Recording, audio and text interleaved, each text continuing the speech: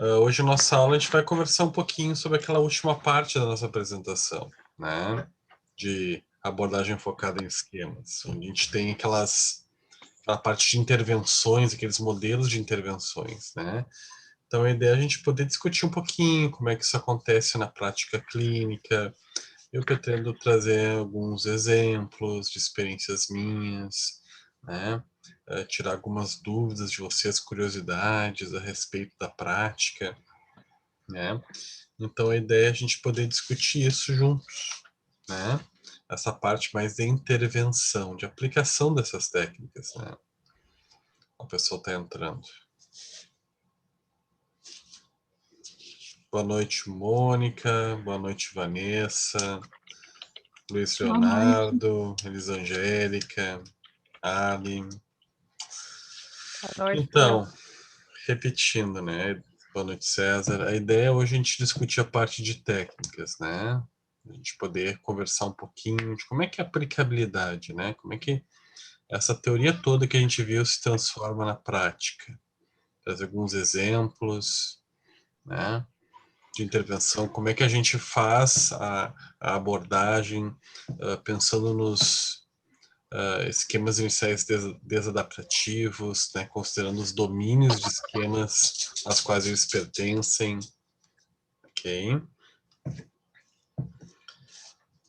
Para deixar vocês mais bem preparados até para a conclusão do trabalho, né, de vocês, e também para a prova, porque a prova ela vai ter um conceito bem prático, tá? Depois no final da aula eu vou comentar da prova de vocês. Ok, pessoal? Então tá.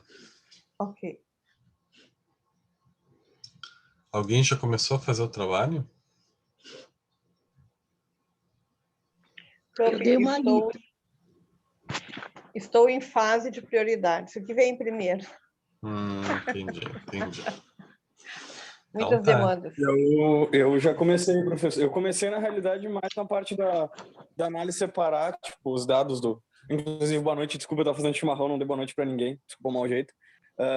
Mas eu já comecei a separar os dados dele do que era mais importante, do que era relevante, para começar a elencar esses esquemas adaptativos, né? Já é uma coisa bem... na realidade, pessoalmente, eu achei um caso um pouco mais simples sobre essa questão do abandono, como ele comenta muito dentro do caso, né?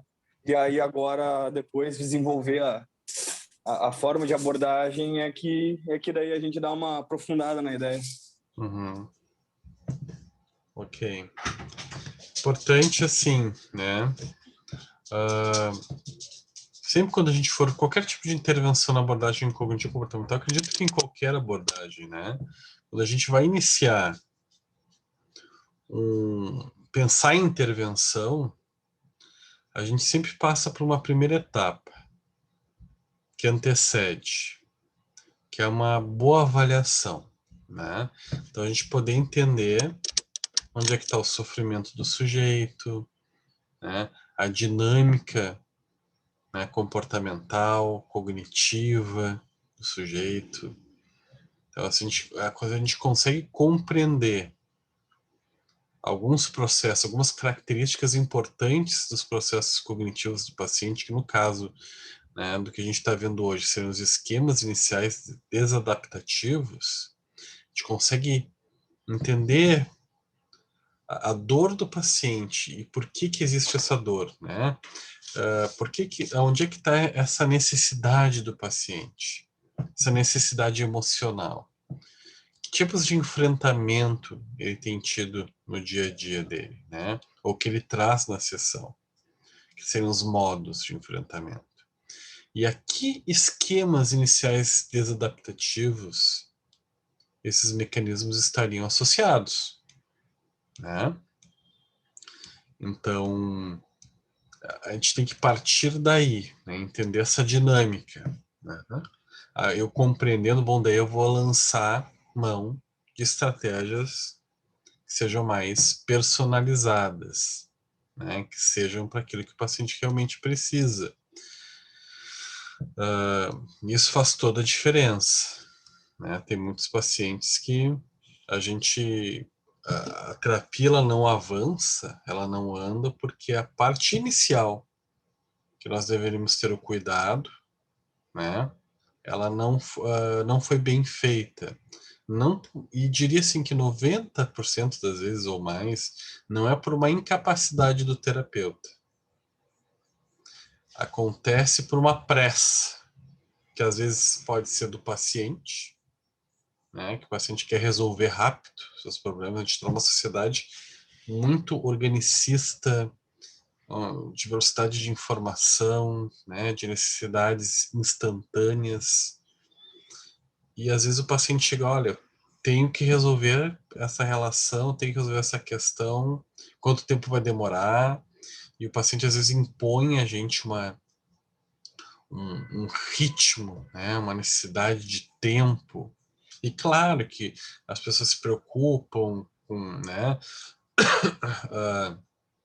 com o tempo, né? As pessoas ficam ansiosas para saber se a dificuldade que elas estão sofrendo, os problemas que elas estão enfrentando na vida é algo muito sério, o tempo que vai demorar o tratamento. São questões que aparecem, né? Mas a gente pode, durante a avaliação, fazer uma psicoeducação, explicando para o paciente o que está acontecendo, porém, não permitindo que isso atropele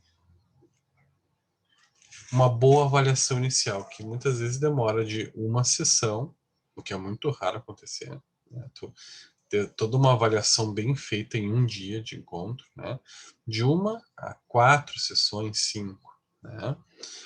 Porque às vezes o paciente, na urgência dele, ele não entende que a gente precisa ter um tempo para entender o que está acontecendo.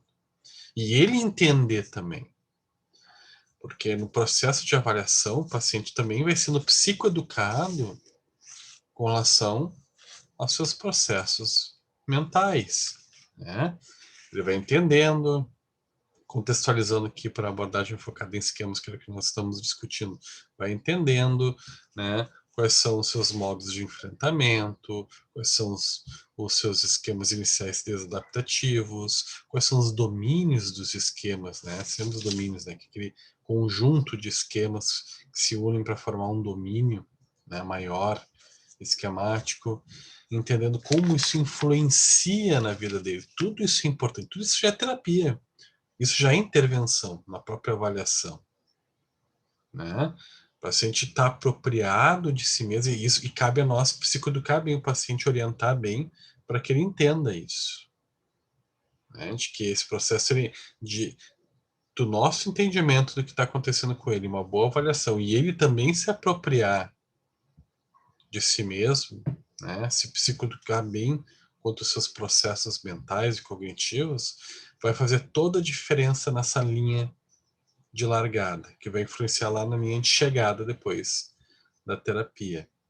Então, nunca deixar que a pressa do paciente, né, essa instantaneidade, que isso, eu estou comentando isso com vocês porque isso eu tenho cada vez observado mais na terapia, as pessoas que buscam. Né, as pessoas já chegam e ai meu Deus, preciso resolver isso logo, as pessoas cada vez mais com pressa, né? Como se a terapia fosse um produto de caixinha, enlatado, com data de validade e tempo pré-determinado. Embora a gente, na abordagem cognitiva, preze por uma perspectiva, né? Essa perspectiva ela é flexível também. E o paciente tem que saber, eu posso te botar uma estimativa aqui de que a terapia vai envolver atividades em torno de 6 meses, e isso não é fechado.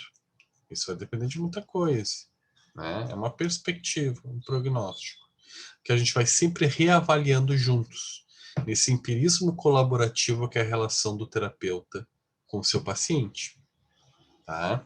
Então, primeira coisa é isso, a gente não se deixar ser levado pela ansiedade para conseguir fazer uma boa avaliação. E a outra é também a nossa ansiedade, de querer entender logo o que está acontecendo com o paciente, né? E daqui a pouco a gente passar também por cima desta avaliação, né? De querer inferir demais, né? As inferências arbitrárias. O paciente está me falando isso, já quer dizer que ele está com tal problema, né? Se ele me falou que já não gostou que a esposa demorou para chegar em casa, porque ele já deve ter alguma criança aí de abandono, criança ou relacionado à desconfiança, né? E a gente já começa a querer inferir, já vai adiante, já escreve isso e não avalia com calma, né, o paciente. Então, também aquela ansiedade que quanto mais no início, eu nem vou falar inicial, porque isso é uma característica nossa, né? Depende do nosso modos de enfrentamento, o momento da vida que a gente está, né? Isso já aconteceu comigo, próximo de férias, né? Recebi um paciente próximo das minhas férias, né? E eu não queria deixar o paciente sem ter pelo menos um início de avaliação, né? Dar alguma resposta para esse paciente antes de interromper para entrar nas minhas férias, né? Imagina, iniciou o processo comigo e daqui a pouco já entro de férias de 15 dias e o paciente estava numa urgência, enfim, né? Daí tu quer dar alguma coisa em troca do paciente, daí tu passa por cima de uma avaliação bem feita. Isso não pode também acontecer, né? Então, tudo isso que eu estou falando para vocês é para explicar assim, que nessa atividade que vocês vão fazer, assim como em qualquer abordagem, tá? O pontapé inicial sempre vai ser uma avaliação criteriosa, feita com cuidado, com paciência, o tempo que tiver que ser. Pode conseguir fazer uma boa avaliação em 2 encontros. Pode precisar de mais. Daí vai ser o tempo que for necessário, né? Então, antes de começar a pensar nas estratégias na atividade de vocês, no trabalho de grau que eu passei para vocês têm que pensar muito bem, ler, reler esse texto, considerar o que vocês estão enxergando ali de esquemas iniciais desadaptativos, o que aconteceu, se tem alguma questão de necessidade emocional infantil que apareça ali, ou que dê para de alguma forma a gente pensar, né, e colocar e considerar e fazer isso com atenção, né? Isso faz toda a diferença lá no fim. Faz toda a diferença. Uma vez eu atendi um paciente trazendo experiências assim, minhas, assim. E eu vi que a terapia ela não estava andando, assim. A gente conseguiu algumas melhoras desse paciente, eu consegui, mas não estava andando. E um paciente que eu tinha diagnosticado ele com fobia específica relacionada a aviões, medo de avião, né? E daí ele acionava um esquema muito particular desadaptativo de vulnerabilidade à doença. Ele tinha medo de ter alguma coisa dentro do avião e tá no avião, tá trancado e não tinha a quem pudesse o socorrer, né? Então, nossa, imagine se eu fico, se me dá alguma coisa, um voo daqui a pouco de 6 horas, o piloto não vai parar o avião por minha causa. E aí? Né? Então, ele acionava muito uma questão de vulnerabilidade à doença. E eu comecei trabalhando com técnicas, né, ligadas à fobia específica, né, e à ansiedade, aos ataques de pânico desse paciente, fobia específica de aviões, e considerando também trabalhar um esquema inicial desadaptativo de vulnerabilidade, né? Então, a minha linha de tratamento foi nesse sentido. Eu consegui diminuir alguns sintomas do paciente, mas ele ainda continuava com muita dificuldade. E muitos ataques de ansiedade durante o dia. E daí ele conseguiu fazer algumas viagens de avião curtas, mas em outras situações do dia ele ainda manifestava muita ansiedade, né? E esse que eu tô lembrando foi um paciente que estava naquela característica, assim, de o paciente ter uma necessidade por causa do trabalho, não posso parar de trabalhar, por isso eu sou, né, uma pessoa de um alto calão na minha empresa, por isso sou um CEO, preciso viajar daqui para lá, né, o cara já chegou me pautando, me botando no meio das reuniões dele, e me dando, assim como ele dava para os funcionários, me botando metas, né. E eu entrei nesse funcionamento, né.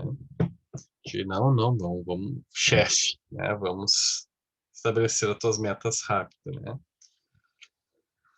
E o que ocorreu é que a avaliação ela não foi bem feita, porque na verdade não tinha fobia específica de avião, ele tinha ansiedade de estar suspenso e também em lugares fechados, né? Então não envolvia só o avião, envolvia, às vezes ele está numa sala de espera para embarcar com muita gente, né? Então só uma sala pequena, aquele corredorzinho para entrar no avião já trazia, sabe aquele corredor de embarque, né? Já trazia desconforto para ele, né? O avião não precisava estar voando para ele estar com desconforto. O avião, só dele estar fechado na hora que dava aquela descompressão, sabe? No avião, já começava a se sentir mal por causa do aperto, assim, que sentia. No elevador ele se sentia desconfortável, quando tinha que subir um andar muito alto. Então, a abordagem, o esquema inicial desadaptativo estava correto, né? Mas o foco não era só o avião, eram várias situações onde a pessoa estava suspensa. Então, isso enviesou e fez a gente perder tempo. Sim. Professor, e essas pessoas que têm, digamos assim, essas patologias, assim, elas também, para mim, pelo menos, elas relatavam que lugares grandes também, assim, imensos também, não são só locais pequenos que eles têm medo, a amplitude também dá medo deles. Isso também acontecia com o seu paciente? Não, porque quando a gente fala de fobia específica, a gente não necessariamente vai ter lugares grandes. Geralmente isso é mais uma característica de outros tipos de transtornos, como por exemplo, transtorno do pânico, né? Que a pessoa tem síndrome do pânico, a pessoa tem ansiedades específicas também, né? De estar em alguns locais que a gente vai chamar de agorafobia associada aos ataques de pânico, né? E também é comum eles não gostarem de estar em lugares com muita amplitude, muitas pessoas circulando, né? Lugares grandes como shoppings, né? Ou igrejas, catedrais com amplitude muito grande, né? Com altura muito grande. Então isso é comum também desses quadros. Então, como tu está falando agora, Cici, né? Aproveitando, assim, tudo isso é avaliação, a gente poder entender corretamente o que está acontecendo com o paciente, né? E voltando lá, né? O paciente, eu tô entrando de férias e quero fazer uma avaliação rápida do paciente. Não faça. É melhor encaminhar para um colega. Se o paciente tem muita urgência, tu vai viajar de férias, encaminha para um colega, profissional de confiança, né? Para seguir com o paciente, ou daqui a pouco deixar ele à vontade para retornar assim que tu retornar de férias, né? Tem profissionais que a gente conta para isso. Por isso que é importante ter rede, né? Pessoas que a gente pode contar, colegas profissionais, né? Que daqui a pouco, tô entrando de férias, eu tenho pacientes que não podem tirar férias do seu tratamento. Daí eu encaminho para um colega seguir com o acompanhamento, né? Para dar seguimento àquilo que eu estou fazendo, claro, se o paciente aceitar, né? Conseguir se adaptar e depois retorna. Isso acontece também. A gente cresce essas redes de confiança entre colegas, né? Então, assim, a avaliação a gente tem que superar essa ansiedade do paciente e a nossa própria ansiedade para fazer essa parte inicial, que é a avaliação. Então, atentem a isso tanto nesse trabalho quanto na prova, porque na prova vai ter um estudo de caso. Então, olhar bem, avaliar bem. Uma avaliação não bem feita enviesa todo o processo. Tá? Eu vou compartilhar a tela com vocês, tá? Da nossa apresentação de hoje, que é a apresentação da semana passada e retrasada, na parte das técnicas. Para a gente entrar, assim, visto essa nossa conversa sobre a importância de uma avaliação bem feita, porque sem uma avaliação bem feita, né, que vocês podem fazer a partir da entrevista clínica, que é a principal técnica que vocês têm, né, onde vocês vão utilizar o conhecimento de vocês e instrumentos psicológicos que possam ajudar a trazer indicativos significativos que ajudem a corroborar o diagnóstico de vocês. Por exemplo, a gente tem um questionário de esquemas que vocês fizeram, né, que é um instrumento que ajuda, né, a vocês terem na convicção do entendimento dos esquemas iniciais desadaptativos que não estejam, né, funcionais na vida do sujeito. Os esquemas disfuncionais, né? Então, esse instrumento ajuda. Então, assim, a gente pode utilizar instrumentos. Tô avaliando depressão, tenho questionário de Beck, inventário, né, os inventários de depressão, de ansiedade, enfim, existem inúmeros, incontáveis testes, questionários que ajudam ao nosso principal processo de avaliação, que é a entrevista clínica, para a gente poder fazer uma boa avaliação. Então, de nada disso que a gente vai ver hoje serve sem esta primeira etapa. Eu faço sempre questão de frisar muito isso. Tá? Daí depois a gente vai entrar nessa parte, 2 segundinhos, daí a gente vai entrar depois nessa parte de intervenção, que é o que a gente vai começar a ver agora. Feita uma boa avaliação, né, um entendimento do que está acontecendo com o sujeito, a gente começa a pensar em um guia de estratégias, né, para trabalhar com esses esquemas iniciais desadaptativos. Fala, Lucas, por favor. Desculpa, perdão. É uma dúvida. Como a gente já está vendo na psicopatologia descritiva, a gente já está vendo sobre essa parte da entrevista e da anamnese clínica também. Aí eu pergunto, isso é meio padronizado, diferente da abordagem que o psicólogo escolha, né? Estou perguntando, porque até pelo que eu vi do estudo de caso ali que tu colocou, que é para o nosso trabalho, é basicamente a mesma ideia sobre a questão da história pregressa, história atual da doença. Aí depois tu faz o exame de estado mental geral. Isso é meio padronizado entre as abordagens ou varia de abordagem para abordagem? Quando se trata de avaliação, para entender a parte descritiva, né, da psicopatologia do paciente, ela é o que a gente chama de ateórica, né? Por exemplo, uma avaliação multiaxial, ela é ateórica, independente, né, se tu é do humanista. Claro que a concepção do humanista, entender uma disfuncionalidade do sujeito, a dor do sujeito, pode ser muito diferente de um psicanalista, que por sua vez vai ser diferente de um cognitivo comportamental. Porém, essa avaliação, né, descritiva da psicopatologia, né, ela é a teórica, essa postura de entender quais são a influência, né, os dados relevantes da infância, né, que influenciaram no desenvolvimento, que influenciaram no comportamento, nos aspectos psicológicos do sujeito, entender o conjunto de sinais, sintomas que vão formar um quadro, né, de um transtorno, possível transtorno mental ou não. Esse entendimento ele é ateórico, né? Quando tu fala que um sujeito ele tem síndrome do pânico, isso não é à luz de uma abordagem, isso é uma avaliação descritiva de uma psicopatologia, né? Que psicanalistas, cognitivos comportamentais fazem, né? Humanistas, logoterapeutas. Agora, a forma de intervir e de entender os aspectos que na realidade, dinâmicos o humanismo não faz, né? César, tá bem ruim de te ouvir, viu? Teu áudio tá metalizado e não tá dando para entender. Tem, Luiz, essa descritivando. Deixa assim, então. Eu tô em trânsito. Tá, quando tiver com áudio melhor. Eu tô em trânsito, não. Claro, lógico. Tá. Ok, quando tiver com áudio um pouquinho melhor, daí senão eu não consigo te entender. Tá? Vai anotando aí, depois a gente vê juntos. Não, bom, tranquilo, obrigado por enquanto. Tá. Então, assim, pessoal, né? Essa parte de avaliação que vocês estão vendo lá serve para qualquer abordagem, tá? Quando a gente faz essa avaliação, né, descritiva do paciente, tá?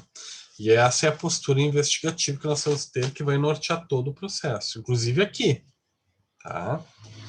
Depois a gente vai entender, claro que aqui a gente traz mais para abordagem, quando a gente fala de domínio de esquemas, né, crenças, daí sim a gente está entrando dentro da abordagem cognitivo-comportamental, que é entender, bom, a pessoa tem tal psicopatologia, daí entender o modelo explicativo de como esse transtorno influencia, né, o aparelho psíquico do sujeito, daí cada abordagem vai ter a sua forma de entender. Tá? Daí diferencia, né?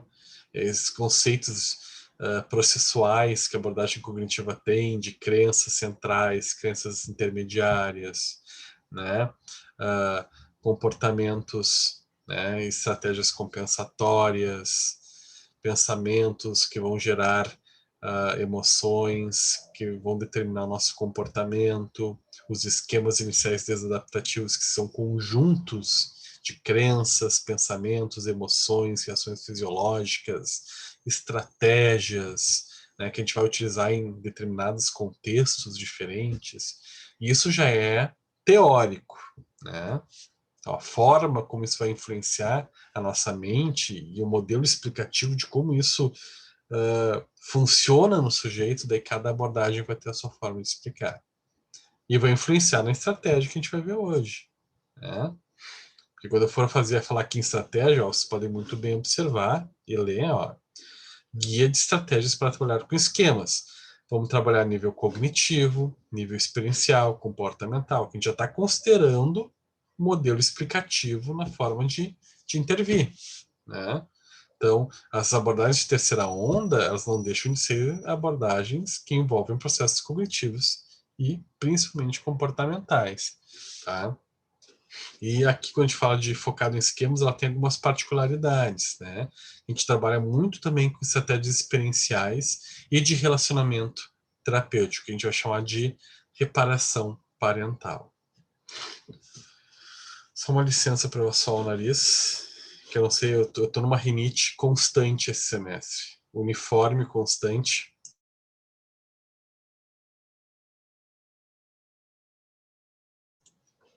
Bom, seguindo, tá? Até aí, pessoal, tranquilo? Estão entendendo onde eu quero chegar?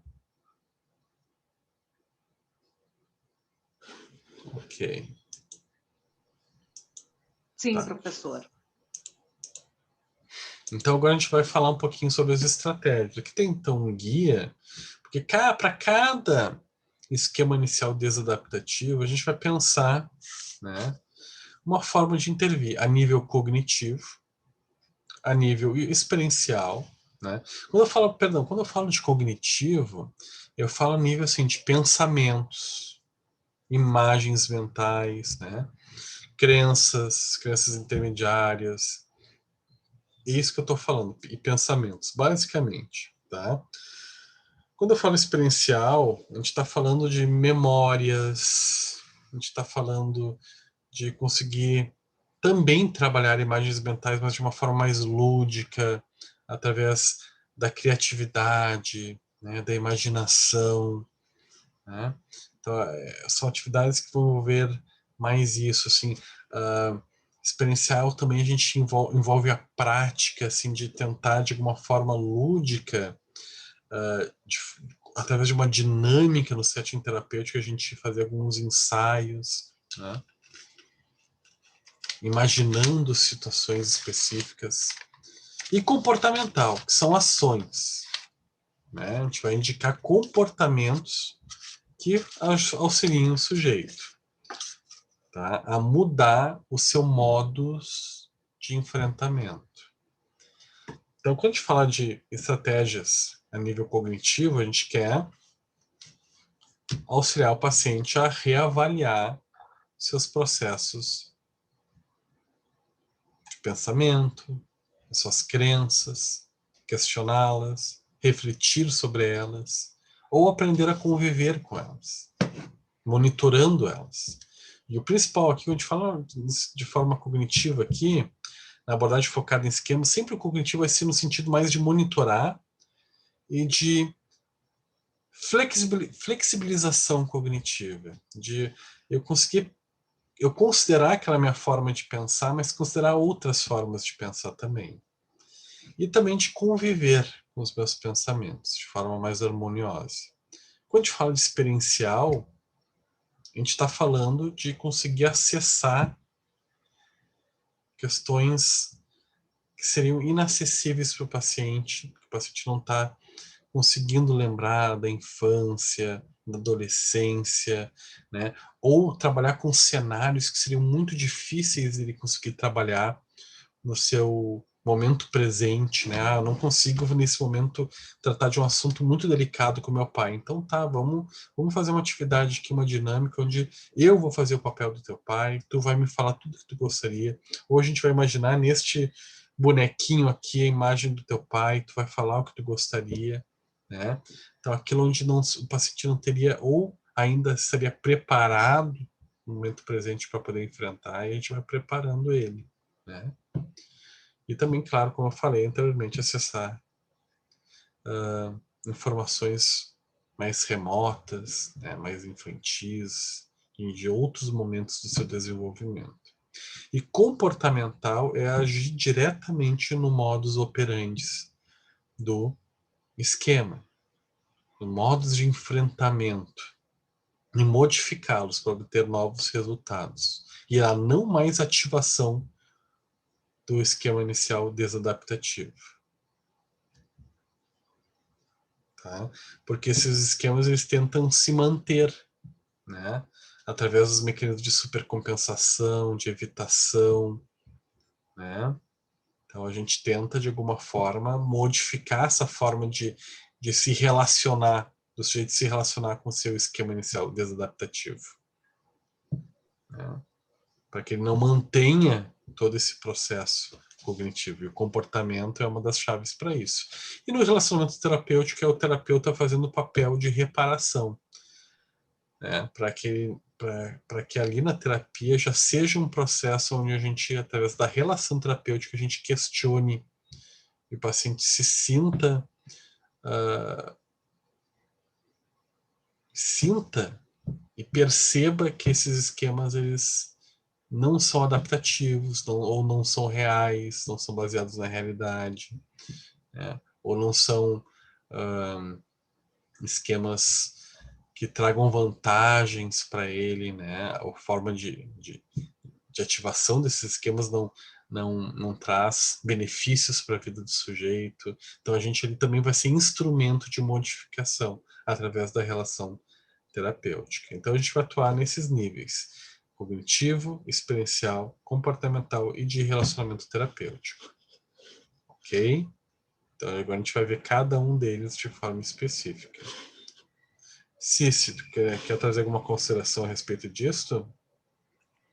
Sim, eu sabe, professora, eu tenho uma dúvida assim, ó. Como psicólogos, nós estaremos tratando as pessoas? Em que fase, em que grau que a gente deve recomendar que seja acompanhado por um colega psiquiatra? Porque nem sempre eles vêm do psiquiatra para nós, né? Ou do clínico para nós.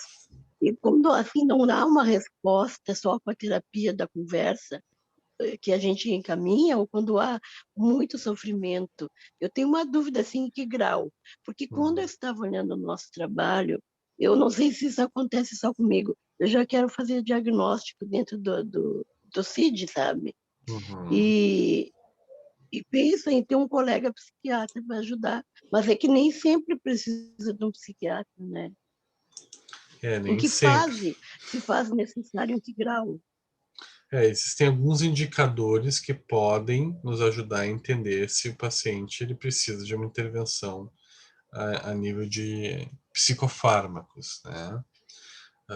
A intensidade dos sintomas, né? Se o paciente tem, por exemplo, transtornos de eixo 1, né?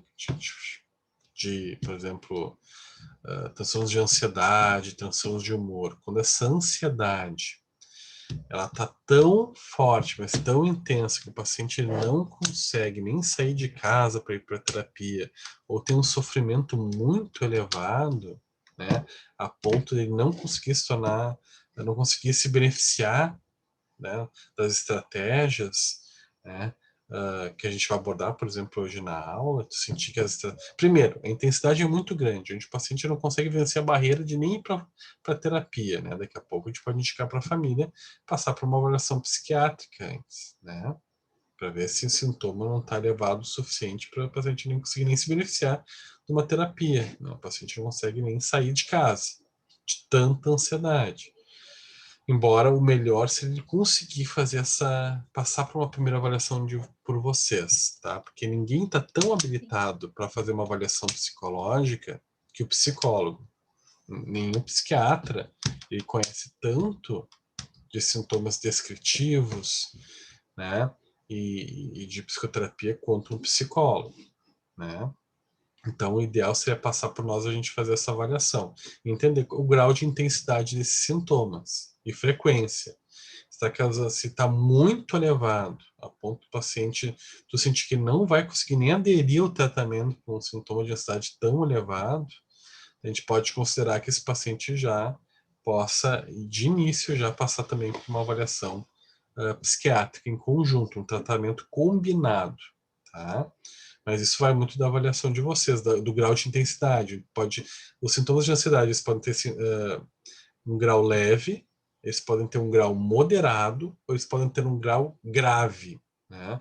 Quando é grave, em alguns casos, pode de início precisar sim de uma avaliação psiquiátrica. Eu sempre falo avaliação, porque a gente nunca vai dizer para o paciente tem que tomar medicação ou não.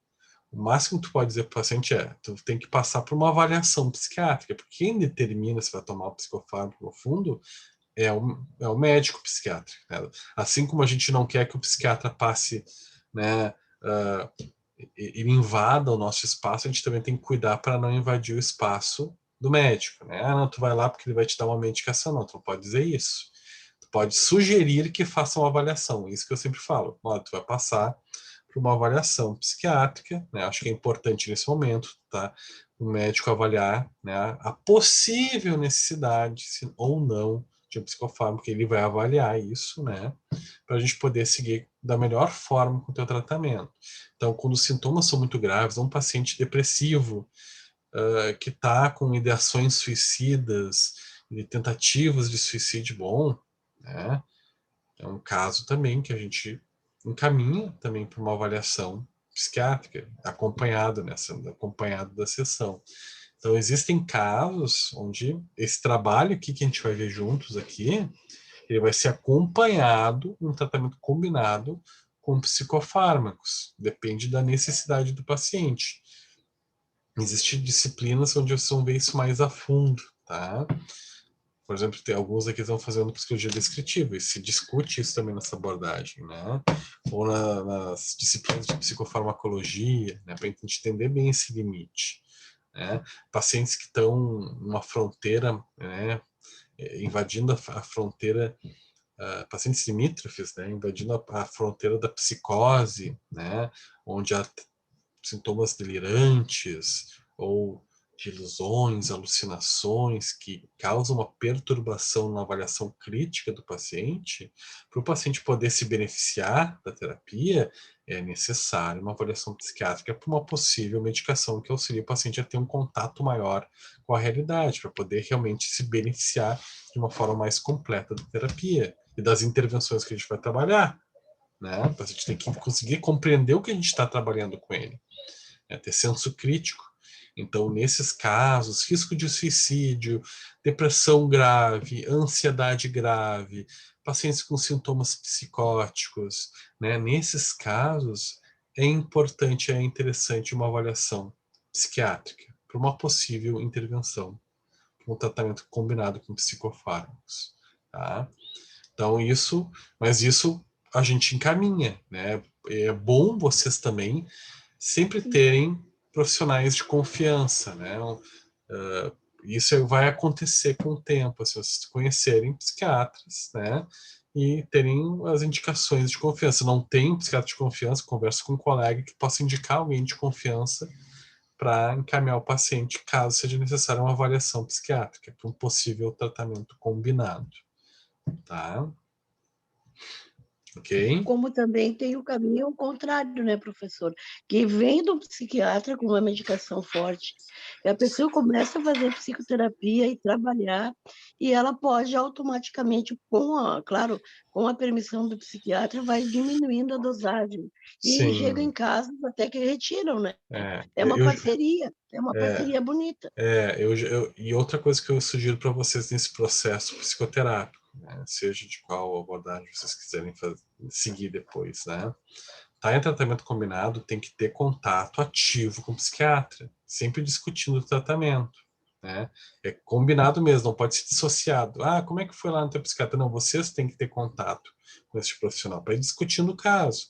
Né? Daqui a pouco, olha, o paciente está melhorando, quem sabe a gente não vai fazendo uma diminuição da medicação. Tem situações, tem quadros onde tu pode pensar numa diminuição gradual da medicação, onde a medicação vai ter aquele papel, às vezes eu gosto de brincar com vocês, eu dou esse exemplo, né, de ser as rodinhas da bicicleta, né, o que vai ajudar a dar equilíbrio no início, mas depois a gente tira as rodinhas e a pessoa consegue andar sem as rodinhas de amparo, sabe? Todo mundo, a maioria das pessoas quando aprendeu a andar de bicicleta, salvo algumas exceções, botou aquelas duas rodinhas na roda de trás, porque ajudava a dar um equilíbrio, né, para a gente não cair.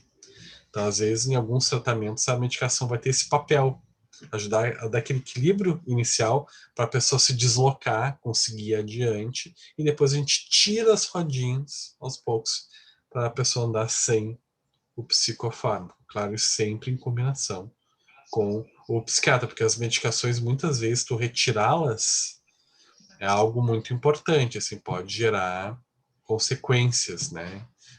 Tem medicações que você não pode simplesmente parar do dia para a noite, né? Enfim, ok, Cici? Ok, professor, obrigada. Tá. Então, vamos entrar agora nas estratégias para cada domínio. A gente vai conversando aqui sobre essas estratégias, tá? Bom, esquemas iniciais desadaptativos. Vamos falar aqui sobre o abandono. Abandono são pessoas que têm uma tendência a terem um medo muito grande de serem abandonadas, rejeitadas, colocadas de lado, né?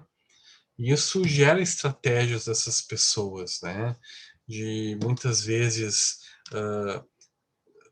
se apegarem a pessoas que não as fazem bem, né? Ou temer serem elas mesmas com medo da rejeição, de não serem aceitas, né? De serem elas mesmas. São pessoas que costumam muitas vezes se vestirem de personagens, né? Para ter essa aprovação social, né? Para não serem rejeitadas. Né? Então, e é mais comum do que a gente imagina, né? Porque a gente está vivendo numa sociedade extremamente superficial, instantânea, né? A sociedade do Instagram, né? É gostoso a gente chegar lá no Instagram e botar uma coisa legal sobre a gente. Ah, claro que é, né? Mas, ao mesmo tempo, né? Nós sabemos que muitas vezes nós queremos aprovação, mas algumas pessoas fazem isso por necessidade de aprovação. É assim no Instagram, é assim na vida, né? No trabalho, nas relações parentais, nas relações amorosas, com os amigos. Então, são pessoas que muitas vezes têm esse medo de serem rejeitadas por quem elas são, por colocarem seus pensamentos, suas ideias, né? E como trabalhar com isso, né? Que estratégias a gente pode utilizar com essas pessoas a nível cognitivo, experiencial, comportamental e de nível de relacionamento terapêutico? Aqui, né, nível cognitivo, o que a gente faz? Bom, aqui tem algumas ideias, né? Modificar a visão exagerada do abandono, porque essas pessoas elas acabam criando um temor muito grande do abandono, achando que muitas vezes e catastrofizando a ideia do ficar sozinho. Então as pessoas exageram, assim, de que, meu Deus, e se eu ficar sozinho? Que horror, que catastrófico, né? Então exageram essa visão de abandono. Então a ideia é a gente mostrar para essa pessoa que isso é algo muito exagerado, de que existe vida após o abandono, né? De que isso não significa o fim se uma relação terminar, se alguém te rejeitar, né? Se alguém não concordar contigo, né? A vida segue. Então a gente tirar aquela visão, aquele temor, aquele medo muito exagerado, tirar ou refletir sobre isso, discutir sobre isso na sessão, né?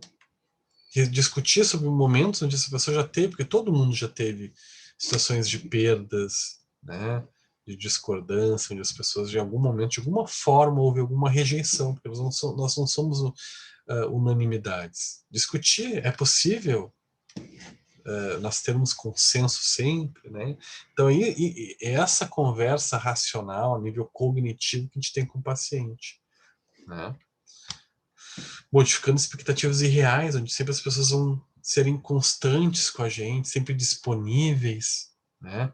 Eu tinha um paciente que ele achava que sempre que ele entrava no WhatsApp, sempre quando eu vou explicar isso, eu lembro desse paciente, né? Que era muito forte, assim. Ele sempre, quando ele estava no WhatsApp e ele via as pessoas que ele gostava online, se essas pessoas não respondessem, ele se sentia rejeitado. Ele ativava esse esquema do abandono.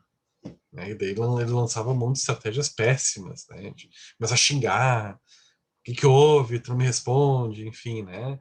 De agressividade, enfim, né? Aquela criança agressiva, né? De me dá um brinquedo, né? Então, a pessoa, esse rapaz, ele tinha esse comportamento, né? De que as pessoas tinham que estar sempre disponíveis para ele. Isso não é real. As pessoas não vão estar sempre disponíveis para a gente, porque elas têm seus problemas, suas particularidades, suas dificuldades, suas questões a serem resolvidas, outros contatos, outros amigos também. E ter isso não significa que a gente é rejeitado, que a gente não é importante, né? As pessoas também têm ordem de prioridades. Então, discutir essas expectativas irreais que a gente deposita nas pessoas também é importante nesse processo cognitivo, né? E diminuir a certificação de que não será abandonado, porque as pessoas que têm essa crença, elas têm uma necessidade de controle nas relações muito grande. Ou seja, eu não posso ser rejeitado nunca, eu nunca posso estar em segundo plano, eu sempre tenho que estar sendo atendido. Não, tu vai ter um momento onde tu não vai ser atendido como tu quer. Né? Quebrar com esse processo narcísico infantil, né? De que a gente vai ter sempre tudo a hora que a gente quer, né? Então, isso são sugestões para vocês de discussão a nível cognitivo com essa pessoa, né? A gente trabalha desta forma com o paciente. E daí vai a criatividade de vocês, né? De como vocês vão argumentar. Né? Vocês podem fazer escalas de contínuo, né? Por exemplo, de 0 a 10, o quanto hoje tu está te sentindo abandonado, e ir monitorando com o paciente, vendo se vai diminuindo essa escala à medida que vocês vão discutindo, conversando, né? Trabalhando novas técnicas comportamentais, né? Com o paciente. A nível experiencial, técnicas de imagens mentais, reviver memórias de mãe e pais instáveis, que muitas vezes as pessoas têm no seu histórico de vida e desenvolvimento, momentos onde significaram essa relação como uma relação de rejeição, de abandono. Por que eu falo significaram ou interpretaram? Porque muitas vezes pode não ter sido uma real rejeição, mas o paciente sentiu como, né? Então, a gente reviver isso, essas né, memórias, né? Para que o paciente possa tomar contato e consciência onde é que isso surgiu, por que isso surgiu, né? Quais foram as primeiras experiências onde ele se sentiu rejeitado. E poder discutir sobre isso, conversar, né? E ali eu vou já linkar direto com 3, né? Criança interna cuidar da criança abandonada. Então, nesses momentos de reviver memórias, ele poder acessar essa criança que se sentiu abandonada e poder ter um diálogo, né? Onde ele possa se acalmar, se tranquilizar, discutir se aquilo que ele está assistindo realmente é real, se é verdadeiro. E se for verdadeiro, se amparar, ele mesmo se dá amparo nessa revivência experiencial de volta àquele momento do desenvolvimento, né? Ou se dando cuidado e carinho, ou se permitindo exprimir a raiva que possa em algum momento ter ficado contida. Olha só, né? Isso é abordagem cognitivo-comportamental. Muita gente pode estar se surpreendendo. Que eu imaginava que não se fazia. Eu imaginava isso no humanismo. Eu imaginava isso em logoterapia. Eu não imaginava isso em abordagem cognitiva que se fazia. Se faz. A gente vai quebrando os paradigmas. Eu tô falando isso sem vocês me dizerem que estão surpresos, porque muitos me falam, então eu já comento que tem gente que fala, mas isso nem parece abordagem cognitiva. A gente trabalha, né, aí nesse nível experiencial, né? E depois falam que a gente não dá importância para as vivências infantis, né? Poxa, a gente trabalha diretamente com isso, com intervenção. Mas claro que o foco é no modus de hoje. A gente está atuando no modus que está manifestando hoje. Então a gente espera a mudança no hoje, a presencialidade, né? E nível comportamental, fazendo essa pessoa cuidar os mecanismos comportamentais de manutenção esquemático, né? Por exemplo, as pessoas muitas vezes procuram parceiros instáveis, parceiros que existe uma probabilidade maior de privação emocional, de abandono, né? Então, por exemplo, o que eu faço às vezes, né? Eu crio vários indicadores, né? Vamos ver quais são os indicadores de que uma pessoa possa te abandonar. Ah, é uma pessoa que vive só para o trabalho, uma pessoa que tu quer te relacionar, tem um relacionamento amoroso, mas ele é uma pessoa que tem já um histórico de que não para com ninguém. Ou tem um histórico, essa pessoa é casada, né? Pô, será que é o melhor investimento emocional para ti? Ou será que esse investimento que tu está fazendo que vai aumentar a probabilidade de tu ativar o teu esquema de abandono? Porque vai ter uma hora que ele vai ter que estar com a família, ou ela vai ter que estar com a família, e aí? Né? E tu sabendo como tu é, esse teu modus, né? E esse esquema, essa partezinha da tua personalidade que tu ativa do abandono, como é que vai ser ter que lidar com isso?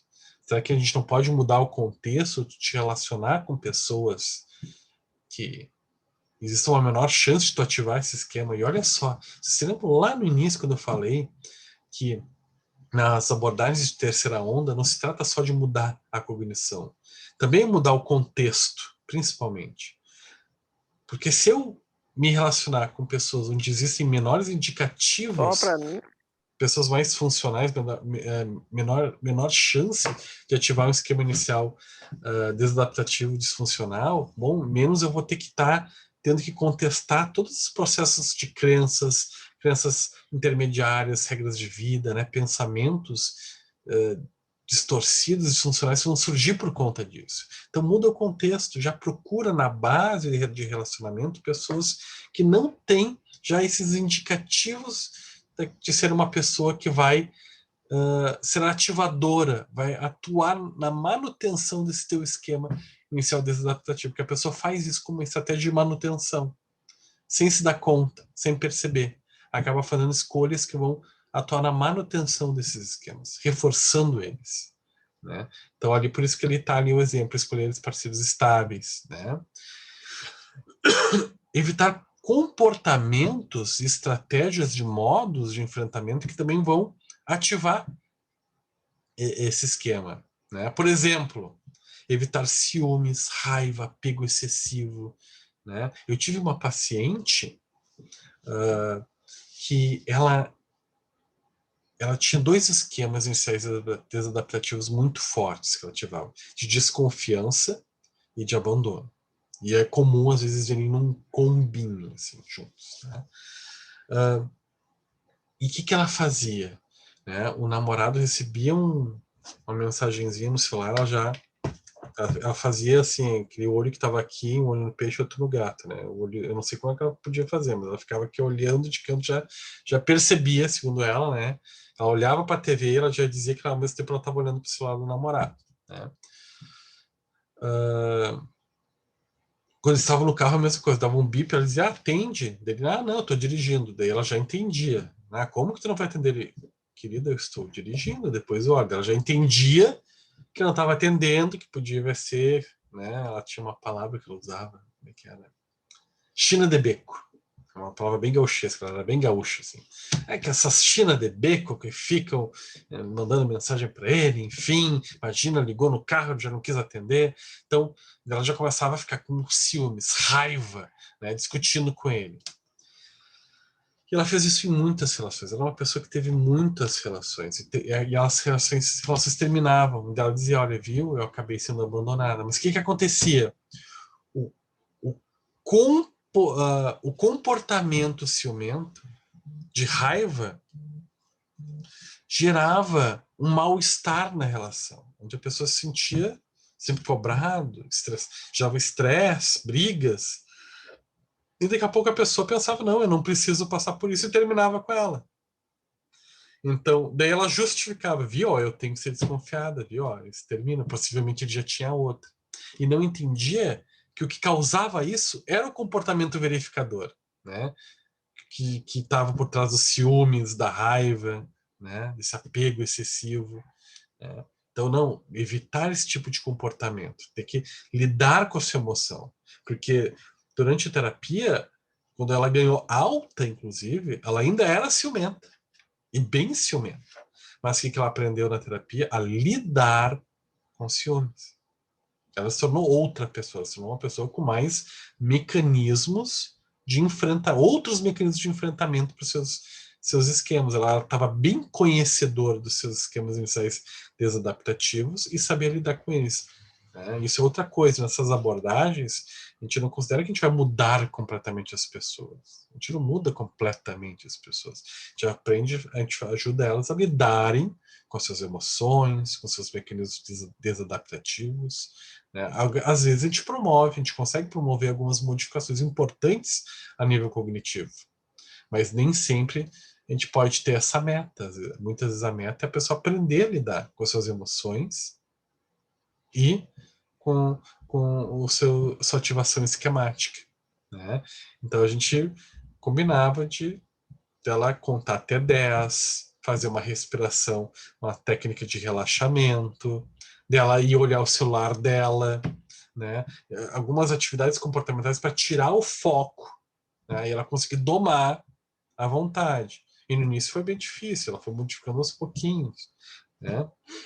Tolerar ficar sozinho, né? Porque essas pessoas acabam criando também, a criança de abandono também ela tem uma interface muito importante com as de dependência, né? Então a pessoa conseguir tolerar ficar sozinho, né?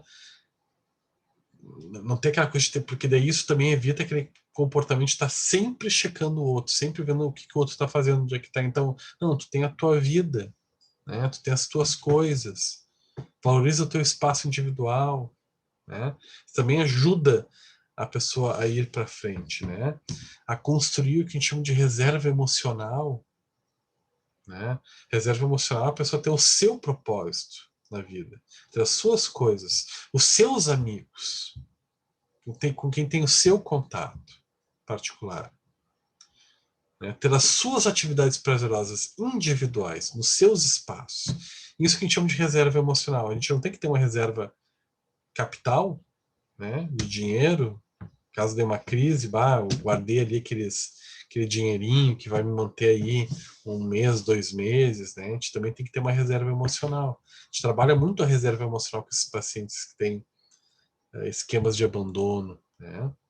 Bom, para ele se sentir menos desamparado na perspectiva de rejeição ou de abandono. E a nível de relacionamento terapêutico, né? Onde a gente dá tenta trabalhar uma relação com estabilidade. O paciente com essa crença de abandono, é muito ruim no início de terapia ficar toda hora trocando o horário do paciente. Hoje olha só, daqui a pouco a minha companheira fala, olha só, vamos lá, tu vai na eco comigo, do Bento. E daí eu vejo o paciente é um paciente que é tranquilo, daria para trocar o horário. Daqui a pouco posso mandar uma mensagem com antecedência para o paciente ver a possibilidade, né, de trocar. Mesmo que seja a possibilidade, um paciente que tem essa crença, eu não vou fazer isso. Porque eu posso estar ativando essa crença no início do paciente. Né? Então, eu vou evitar fazer essas trocas, por exemplo. Tentar ser uma fonte mais segura de estabilidade para ele. Ou para ela. Né? E vou tatuando, assim, porque às vezes esses pacientes, às vezes são ouvir as narrativas de, o senhor não vai me aguentar. Daqui a pouco o senhor não vai querer mais me atender. Né? Daí tá sempre atento dizendo, olha, qual fulaninho tu tá ativando agora? É o Roberto do abandono, que fica sempre com aquela apreensão de achar que vai estar sendo abandonado. Não, eu tô contigo. A gente tá juntos nesse processo terápico. Eu vou te ajudar. A gente vai se ajudar. Né? Ok? E ajudar o paciente a tolerar e aceitar os períodos de afastamento. Né? Porque às vezes os pacientes também demandam muito no intervalo entre uma sessão e outra, né? De uma semana, mandam muitas mensagens. Então, eu também tolerar esse afastamento. Né?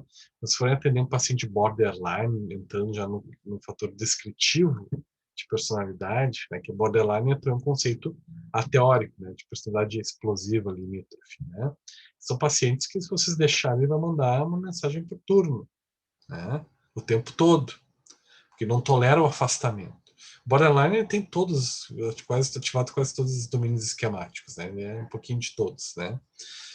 Então, você tem que, por exemplo, estou dando um exemplo de um paciente, né? Então, assim, fazer o paciente entender e tolerar também o afastamento, saber que ele vai estar ali por ele, independente de responder a mensagem. Eu não estou respondendo, significa que eu te abandonei. Né? Eu estou atendendo outra pessoa, né? Então, tu tem que conseguir tolerar. É importante para te tolerar esses espaçamentos, né? Sem as minhas respostas, sem as minhas orientações, né? E confiar em ti. Professor. Agora sim. Agora. É que agora tô em casa, né? Parece uma voz de robô antes cortada ainda. Ainda bem que tu falou que tu tá com rinite, porque eu ia perguntar se tu tava com dor de dente, porque quando a gente tá com dor de dente, vai no dentista, a gente fala meio arrastado. Não, e tu tava te arrastando na fala, depois tu falou que é rinite, aí tá explicado.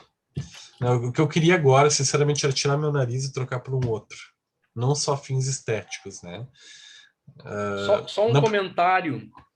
Diga. Continua.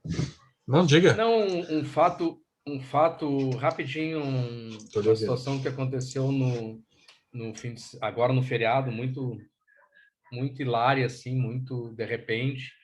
Eu estava na praça, na frente da minha casa, com o Thor, que é o meu cachorro, e ele sempre atrai, assim, a visibilidade, né? Todo mundo conhece ele, não conhece a mim, né? Aí sentou um rapaz, assim, num banco e o Thor pegou uma bolinha e foi lá brincar com ele e tal, aí ficaram brincando. E aí acabou que a gente começou a conversar, assim, de tal forma que ele se aproximou do meu banco, assim.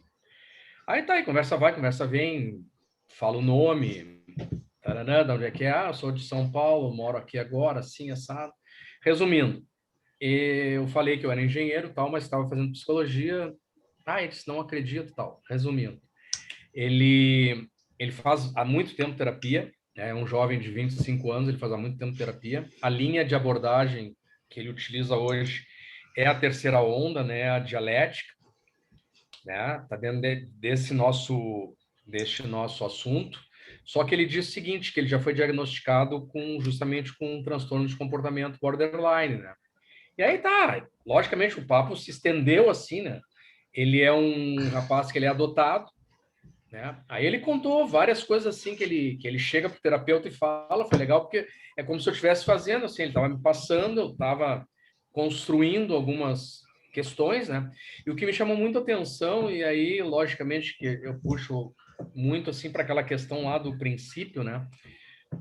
Que é meio parecido com a dependência química, porque a dependência química como um problema emocional, ela atinge, para mim, a população de um modo geral, né? Cada um canaliza a sua dificuldade num aspecto, e ele é adotado, né? Ele foi adotado já no hospital, ele não conhece os pais biológicos, ficou sabendo que era adotado com 6 anos, e hoje, assim, ele tem uma dificuldade com a mãe adotiva grande, né? Mas o que me chama a atenção é que quando ele começou a falar assim como é que ele encara o profissional, né, o trabalho, as relações, tu percebe direitinho que está preso a isto de uma forma muito significativa, porque é como se ele entregasse para adoção os trabalhos que passam pela mão dele, né? É como se ele entregasse para adoção as relações, né?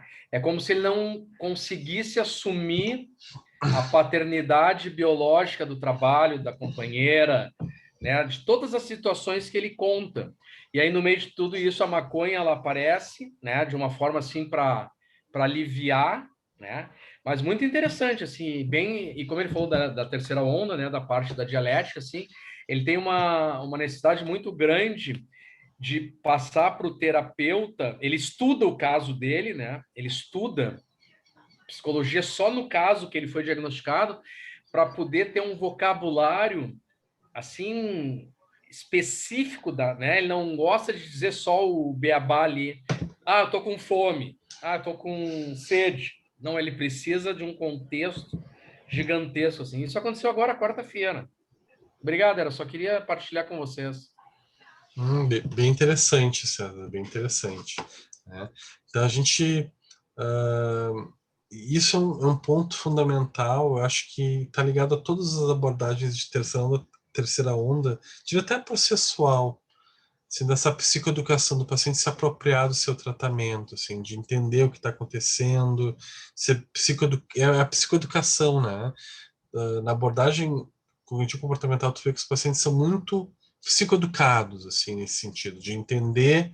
Eles geralmente utilizam muito a linguagem do terapeuta, porque a gente está sempre trabalhando essa linguagem e fazendo o paciente se automonitorar, né?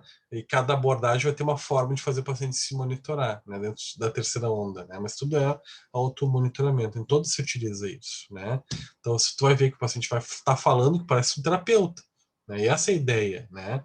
O paciente conseguir se apropriar da linguagem, entender quais são os seus processos, como é que acontecem, seja de forma processual, a nível esquemático, a nível dialético, que a gente vai ver no grau B, né? Então, muito boa a tua contribuição. Acho que tem tudo a ver com o que a gente está discutindo aqui, tá?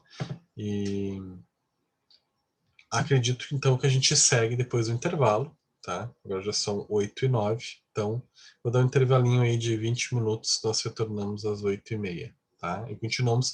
A ideia na volta do intervalo é a gente discutir mais alguns padrões aqui, tá?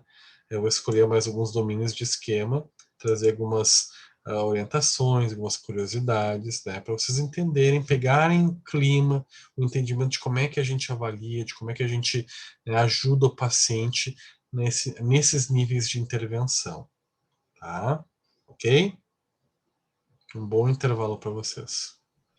Ok.